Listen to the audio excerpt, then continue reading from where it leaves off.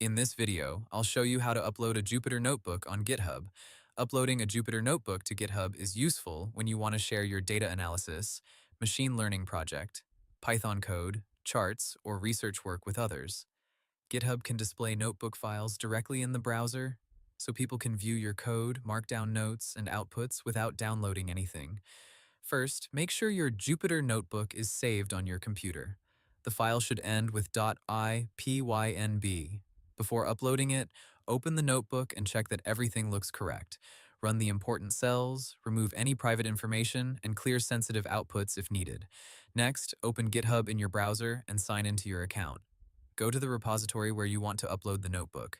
If you do not have a repository yet, click the plus icon in the top right corner, choose New Repository, enter a repository name, select public or private, and create it. Once you are inside the repository, click Add File, then select Upload Files. Now drag your Jupyter Notebook file into the upload area, or click Choose Your Files and select the notebook from your computer. After the file finishes uploading, scroll down to the Commit section. Write a clear commit message, such as Add Jupyter Notebook or Upload Data Analysis Notebook.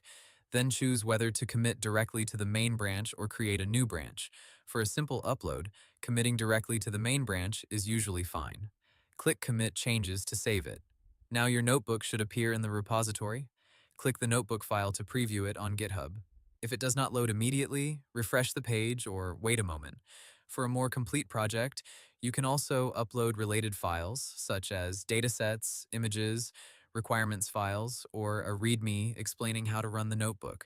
Hope the tutorial was helpful. Subscribe to my channel and see you in the next video.